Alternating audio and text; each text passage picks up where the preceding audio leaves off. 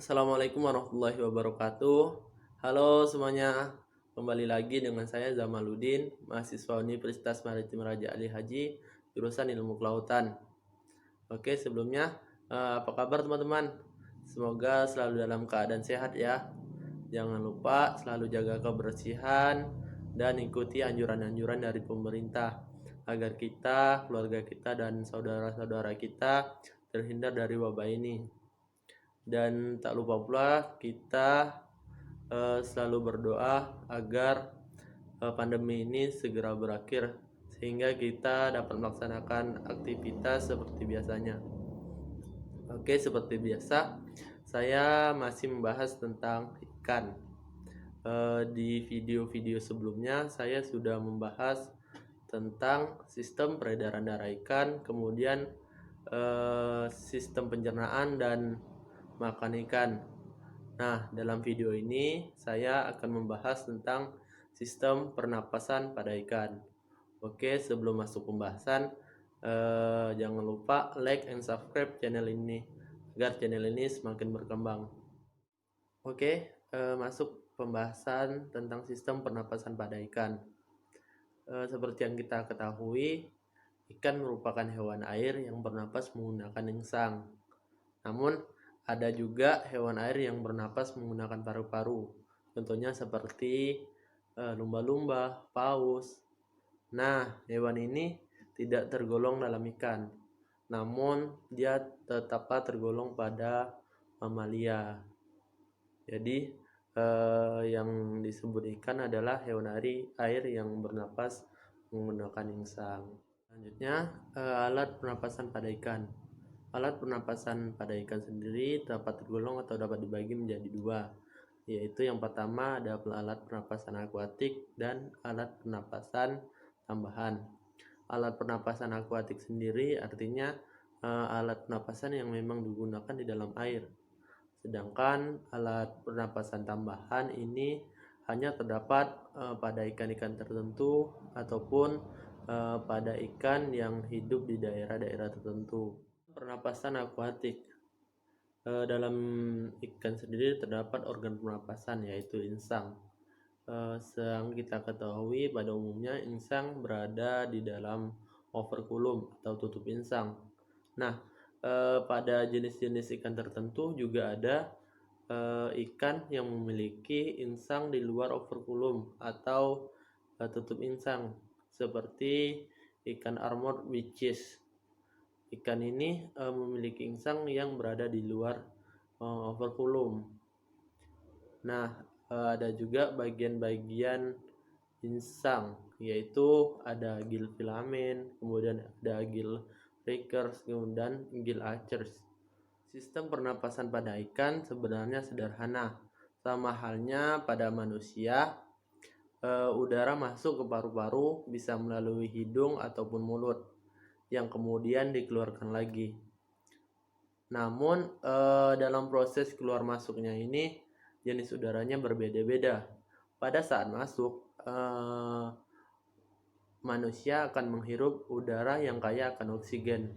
Nah, pada saat keluar, udara yang dikeluarkan adalah udara yang kaya akan CO2. Sama halnya pada ikan.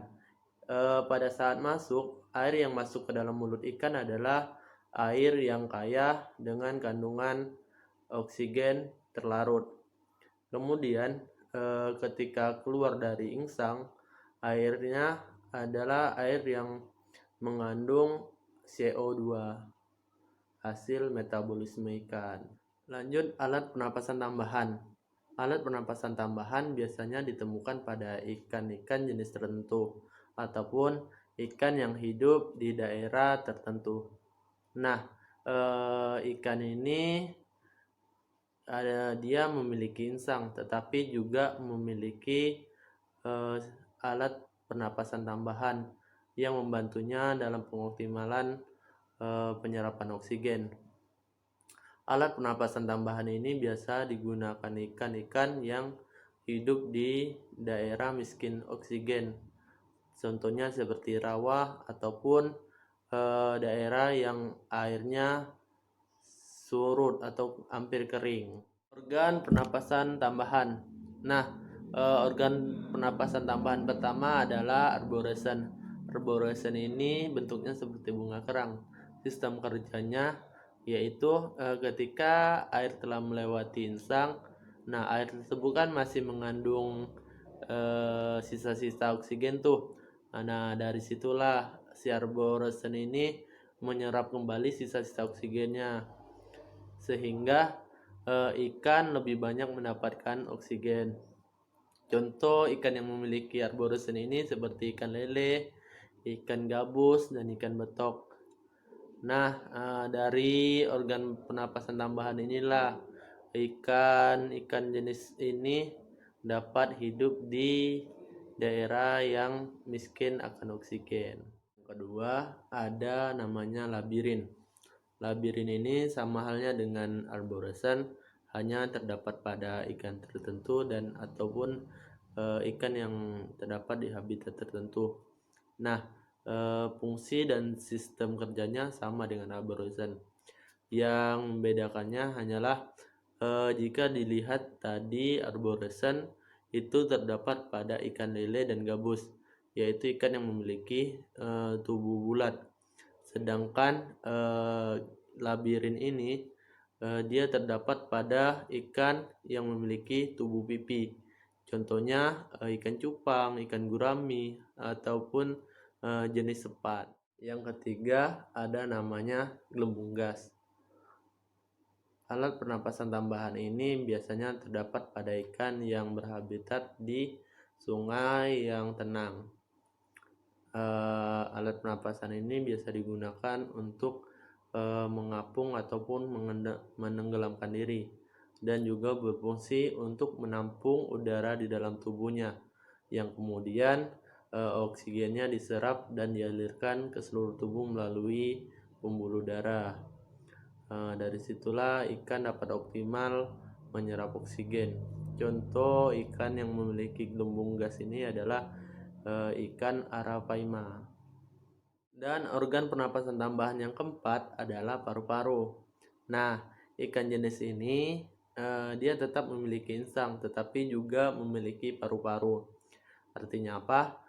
Ikan ini jika tidak di dalam air ataupun berada di luar air, maka ikan ini bernapas dengan mengambil udara. Udara tersebut akan diserap oksigennya. Ikan jenis ini contohnya seperti Afrika lungfish dan Australian lungfish. Nah, yang terakhir ada ikan yang tidak memiliki organ pernapasan tambahan, tetapi ikan ini dapat bertahan di luar air. Contohnya ikan tembakul dan belut. Nah, ikan ini memanfaatkan lendir. Jadi, ikan ini bernapas menggunakan oksigen yang berdifusi dengan lendir, yang kemudian mengalir ke insang dan juga diserap oleh kulitnya. Oke, sekian video kali ini. Semoga video kali ini bermanfaat. Dan jangan lupa yang belum subscribe dulu ya channel ini. Dan wassalamualaikum warahmatullahi wabarakatuh.